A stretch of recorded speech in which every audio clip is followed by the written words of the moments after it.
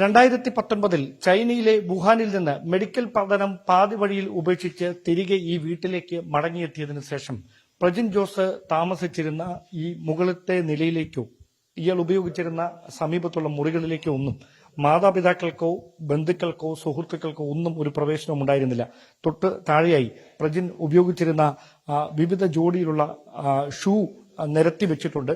അതിന് മുകളിലായിട്ടാണ് ഈ രണ്ട് മുറികൾ. ഇതിൽ ഈ സംഭവത്തിന് ശേഷം പോലീസ് ഇവിടെ പരിശോധന നടത്തുന്നതിന് വേണ്ടി എത്തുന്ന സമയത്ത് മാത്രമാണ് മുറിക്കുള്ളിലേക്ക് അമ്മ വരെ കയറിയതെന്നാണ് നമുക്ക് മനസ്സിലാക്കാൻ കഴിയുന്നത്. ഇതാണ് ഈ ഒരുപാട് ദുരൂഹതകൾ ബാക്കിയാക്കിയ പ്രജിൻ ജോസ് ഉപയോഗിച്ചിരുന്ന കഴിഞ്ഞ 4-5 വർഷമായി പുറം ലോകവുമായി ഒരു ബന്ധവുമില്ലാതെ പ്രജിൻ ജോസ് താമസിച്ചിരുന്ന സമയം ചെലവഴിച്ചിരുന്ന മുറി. ഈ മുറിക്കുള്ളിൽ എന്താണ് നടന്നിരുന്നത് എന്നതിനെക്കുറിച്ച് ഒരു തരത്തിലുള്ള സൂചനകളും മാതാപിതാക്കൾക്ക് ഇപ്പോഴും ഇല്ല എന്നതാണ് എടുത്തു പറയേണ്ടുന്ന കാര്യം. ഒരുപാട് സംശയങ്ങൾ ഉളവാക്കുന്ന നിരവധി ദുരൂഹതയുണർത്തുന്ന കാഴ്ചകൾ ഈ മുറിക്കുള്ളിൽ കഴിഞ്ഞ ദിവസം പോലീസ് നടത്തിയ പരിശോധനയിൽ സംശയം ഒരുപാട് ജനിപ്പിക്കുന്ന തരത്തിലുള്ള ഒരുപാട് വസ്തുക്കൾ ഉൾപ്പെടെയാണ് കണ്ടെടുത്തിരിക്കുന്നത്.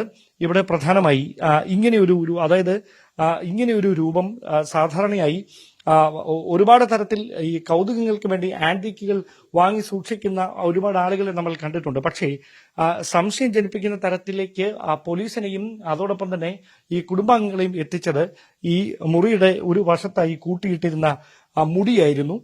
സ്വന്തം ശരീരത്തിലെ തലമുടിയും രോമങ്ങളും അടക്കം അത് ഈ സംഭവം നടക്കുന്നതിന് 2 ദിവസം മുമ്പ് പ്രജിൻ തന്നെ വടിച്ച് ഒരു വശത്തെ കൂട്ടിയിട്ടിട്ടുണ്ടായിരുന്നു. സമാനമായ തരത്തിലാണ് സംശയം ജനിപ്പിക്കുന്ന തരത്തിലുള്ള ചില വസ്തുക്കളും ഇവിടെ ഉണ്ടായിരുന്നുവെന്ന് അന്വേഷണ സംഘം കണ്ടെത്തിയത്. അതോടൊപ്പം കേട്ടാൽ അത്ഭുതം തോന്നുന്ന തരത്തിലുള്ള ചില വസ്തുക്കൾ കൂടി ഇവിടെ ഉണ്ടായിരുന്നു എന്നതാണ് എടുത്തു പറയേണ്ടുന്ന കാര്യം. അതായത് ഒരു സിഗരറ്റ് വിൽക്കുന്ന കടയുടെ സമീപത്ത് എങ്ങനെയാണോ അതിന്റെ കവറുകൾ കിടക്കുന്നത് അതിന് സമാനമായ തരത്തിലാണ് ഈ മുറിക്കകത്തെ സിഗരറ്റ് പാക്കറ്റുകളുടെ കാഴ്ച. അതായത് ഇത്രയധികം നാളുകളായി ഇതൊന്നും പുറത്തു കൊണ്ട് കളയുക പോലും ചെയ്യാതെ ഇത് മുഴുവൻ ഇവിടെ ഇങ്ങനെ കൂട്ടിയിട്ടിരിക്കുകയായിരുന്നു. ഒരുപക്ഷെ പഠനത്തിലും ഒക്കെ പ്രജിൻ മികവ് തെളിയിച്ചിരുന്ന ഒരു കാലമുണ്ടായിരുന്നു. അതിന്റെ ഓർമ്മപ്പെടുത്തലുകളായി ഈ ട്രോഫിയും മറ്റ് വസ്തുക്കളുമൊക്കെ ഇവിടെ ബാക്കിയാകുന്നുണ്ട് എന്നതാണ് പ്രധാനമായ മറ്റൊരു കാര്യം. അതോടൊപ്പം ഈ മുറിക്കുള്ളിൽ ഇങ്ങനെ സംശയം ജനിപ്പിക്കുന്ന തരത്തിൽ ഈ മണ്ണുകൊണ്ടും മറ്റും പ്രജിൻ ഉണ്ടാക്കിയിട്ടുള്ള നിരവധി വസ്തുക്കളുണ്ട്. അതിൽ പൂർത്തിയാക്കിയവയുണ്ട്, പൂർത്തിയാക്കാൻ ഉള്ളവയുണ്ട്. ഇങ്ങനെ ഈ മുറി മുഴുവൻ ഒരുപാട് സംശയങ്ങൾക്ക് വഴിവെക്കുന്ന തരത്തിലുള്ള നിരവധി കാഴ്ചകൾ. അതായത് ഈ വിവിധ തരത്തിലുള്ള രൂപങ്ങൾ, അതോടൊപ്പം തന്നെ ചൈനയിൽ നിന്ന് തന്നെ പ്രജിൻ ഒപ്പം കരുതിയിരുന്ന വിവിധ തരത്തിലുള്ള പ്രതിമകൾ, വസ്തുക്കൾ, ഇതൊക്കെ ഈ മുറിക്കകത്തുണ്ട്.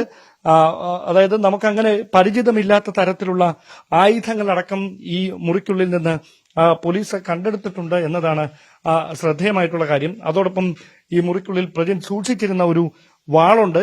ആ വാളും മുറിയുടെ പ്രവേശന കവാടത്തിന് സമീപത്തായിട്ടാണ് ഈ പോലീസ് പരിശോധന നടത്തുന്നതിനിടയിൽ കണ്ടെത്തിയത്. ഇതിനകത്താണ് ഈ വാള് സൂക്ഷിച്ചിരുന്നത്. ഇത് എവിടെ നിന്ന് വാങ്ങിയതാണെന്നോ എപ്പോൾ വാങ്ങിയതാണെന്നോ എന്ന കാര്യത്തിലൊന്നും ഒരു വ്യക്തതയില്ല. ചില പ്രത്യേകമായ, അതായത് ഇതിന്റെ ഈ മുകൾ വശം പ്രത്യേക ആകൃതിയിൽ നിർമ്മിച്ചിട്ടുള്ള ഒരു പ്രത്യേക കവചത്തിനകത്ത് സൂക്ഷിക്കുന്ന തരത്തിലാണ് ഈ വാളടക്കം പോലീസ് ഇവിടെ നിന്ന് കഴിഞ്ഞ ദിവസം പരിശോധനയ്ക്കിടയിൽ കണ്ടെത്തിയത്. അതായത് ഒരുപാട് ദുരൂഹതകൾ ബാക്കിയാക്കുന്ന ഒരു മുറിയാണ് 5 വർഷമായി ഈ പ്രജിൻ ഉപയോഗിച്ചിരുന്നത്. അതിന് തൊട്ട് സമീപത്തായാണ് പ്രജിൻ ഉറങ്ങിയിരുന്ന മുറിയുള്ളത്. ആ മുറിക്കകത്തും ചില സംശയങ്ങൾ പോലീസിനും കുടുംബാംഗങ്ങൾക്കും ജനിപ്പിക്കുന്ന തരത്തിലുള്ള കാഴ്ചകൾ ഉണ്ട് എന്നതാണ് എടുത്തു പറയേണ്ടുന്ന കാര്യം. അതായത് മറ്റൊരു മുറിയിൽ ദൈനംദിന പ്രവർത്തികൾ നടത്തുന്നതിന് വേണ്ടി സമയം ചെലവഴിച്ചിരുന്ന പ്രജിൻ ഈ മുറിയിലായിരുന്നു രാത്രി കിടന്നിരുന്നത്. ഇവിടെ ബെഡ് ഒന്നും ഉപയോഗിച്ചിരുന്നതായുള്ള ഒരു കണ്ടെത്തലുകളുമില്ല. ഈ ബാഗ് പ്രജിന്റെ ബാഗാണ്. ഇത് പുതുതായി പ്രജിൻ മേടിച്ച ഷർട്ടാണ്. സാധാരണയായി കഴിഞ്ഞ കുറച്ച് നാളുകളായി കറുത്ത വസ്ത്രങ്ങളോടായിരുന്നു പ്രജിന് കൂടുതൽ താല്പര്യം. അങ്ങനെ കഴിഞ്ഞ ഏതാനും ദിവസങ്ങൾക്ക് മുമ്പ് പ്രജിൻ വാങ്ങിയ ഒരു ഷർട്ടാണ്. തിരുവനന്തപുരം നഗരത്തിലെ ഒരു പ്രമുഖ വ്യാപാര സ്ഥാപനത്തിൽ നിന്ന്, വസ്ത്രവ്യാപാര സ്ഥാപനത്തിൽ നിന്ന് പ്രജിൻ വാങ്ങിയ ഷർട്ടും പാന്റും ഈ മുറിയിൽ ഇരിപ്പുണ്ട്. അതോടൊപ്പം പ്രജിന്റെ ബാഗിനകത്തും അത്തരത്തിൽ പ്രജിൻ ഉപയോഗിച്ചിരുന്ന ദൈനംദിന ആവശ്യങ്ങൾക്ക് ഉപയോഗിച്ചിരുന്ന വസ്തുക്കളൊക്കെയുണ്ട്. അതോടൊപ്പം ഈ കുരിശ്, അതായത് പ്രജിന് ഒരു വിശ്വാസം ഉണ്ടായിരുന്ന ഒരാളല്ല, അങ്ങനെ കുടുംബാംഗങ്ങളുടെ വിശ്വാസം പിന്തുടർന്നിരുന്ന ഒരാളല്ല. പിന്നെ എന്തിന് ഈ കുരിശ് ഇവിടെ ഇങ്ങനെ ഉപയോഗിച്ചു എന്നുള്ള കാര്യത്തിലൊന്നും വ്യക്തതയില്ല. അതായത് ഇതിൽ ജെറുസലേമിൽ നിന്ന് എന്ന് എഴുതിയിരിക്കുന്ന ആലേഖനം ചെയ്തിട്ടുള്ള ഒരു കുരിശാണിത്. സാധാരണയായി നമ്മുടെ ഇവിടെ കാണുന്ന കൂട്ട് ഒരു കാഴ്ചയല്ല. ഈ കുരിശിന് താഴെ ഒരുപക്ഷെ ഇത് വിശുദ്ധ നാട്ടിൽ നിന്നുള്ള മണ്ണ് ആയിരിക്കാം, മണൽത്തരികളായിരിക്കാം എന്ന് തോന്നുന്നു ഇതിലെ കാഴ്ചകൾ കണ്ടിട്ട്. സമാനമായ തരത്തിലാണ് ഈ മുറിക്ക് പുറത്തും, അതായത് ഇയാൾ ചിത്രം വരച്ചിരുന്നു, ചിത്രം വരയ്ക്കുന്ന ഒരു സ്വഭാവം പ്രജിന് ഉണ്ടായിരുന്നു എന്ന് മനസ്സിലാക്കുന്ന തരത്തിലുള്ള ചില ചിത്രങ്ങൾ, അതോടൊപ്പം ചില എഴുത്തുകൾ, അതും ഈ പരിസരത്ത് നിന്ന് പോലീസ് നടത്തിയ പരിശോധനയിൽ, കുടുംബാംഗങ്ങൾ നടത്തിയ പരിശോധനയിൽ കണ്ടെടുത്തിട്ടുണ്ട്. അതിൽ പ്രധാനപ്പെട്ടവ ഇവയാണ്.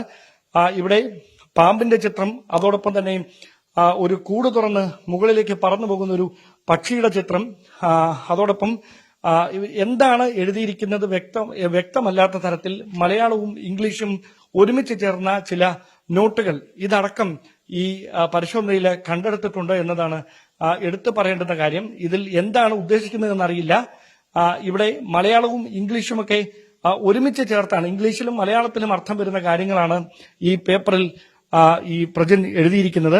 ഇങ്ങനെ നിരവധി ചിത്രങ്ങളാണ് ഈ വീടിനുള്ളിൽ, ഈ മുറിക്കുള്ളിൽ നടത്തിയ പരിശോധനയിൽ കണ്ടെടുത്തിരിക്കുന്നത്. ഇതിൽ എന്താണ് ഇയാൾ ഉദ്ദേശിച്ചത്, പ്രജിന്റെ ഉദ്ദേശം എന്തായിരുന്നു, ഈ കാര്യത്തെക്കുറിച്ച് വ്യക്തമായ ഒരു വിവരവും കുടുംബാംഗങ്ങൾക്കില്ല. സുഹൃത്തുക്കളായി ആരും തന്നെ ഈ നാട്ടിൽ ഉണ്ടായിരുന്നില്ല പ്രജിന്. അതോടൊപ്പം പ്രജിൻ ഉപയോഗിച്ചിരുന്ന വസ്ത്രങ്ങൾ ഇവിടെ ഇങ്ങനെ നിരത്തിയിട്ടിട്ടുണ്ട്. അതായത് കുടുംബാംഗങ്ങൾക്ക് ഒരു തരത്തിലും ഈ മുകളിലേക്ക് വരുന്നതിനോ പ്രജിനെ കാണുന്നതിനോ പ്രജിനുമായി സംസാരിക്കുന്നതിനോ അനുവാദം ഉണ്ടായിരുന്നില്ല. മുറി വൃത്തിയാക്കാൻ പോലും ആരെയും പ്രജിൻ അനുവദിച്ചിരുന്നില്ല എന്നതാണ് എടുത്തു പറയേണ്ടുന്ന കാര്യം. ഇനി ഒരുപാട് സംശയങ്ങൾക്ക് ഉത്തരം ലഭിക്കേണ്ടതുണ്ട്. ആ സംശയങ്ങൾക്കുള്ള ഉത്തരം തേടിയുള്ള യാത്രയിലാണ് വെള്ളറട പോലീസ്. അവിടെ ഈ ദുരൂഹത ഉണർത്തുന്ന ഈ ആയുധങ്ങളടക്കം പ്രജിന് കൈമാറിയത് ആരാണ്, ഈ കാര്യത്തിൽ വ്യക്തത വരുത്താനായി വിശദമായ പരിശോധന ഈ സ്മാർട്ട് ഫോൺ ഫോറൻസിക് സംഘത്തിന് കൈമാറി അത് വിശദമായി പരിശോധിക്കുന്നതിലൂടെ ഇക്കാര്യത്തിൽ ഒരു വ്യക്തത കൈവരുമെന്ന പ്രതീക്ഷയിലാണ് പോലീസിന്റെ അന്വേഷണം ഇപ്പോൾ തുടരുന്നത്. ക്യാമറമാൻ ബിബിൻ മുരളിക്കൊപ്പം ഡാൻ കുര്യൻ, ന്യൂസ് 18.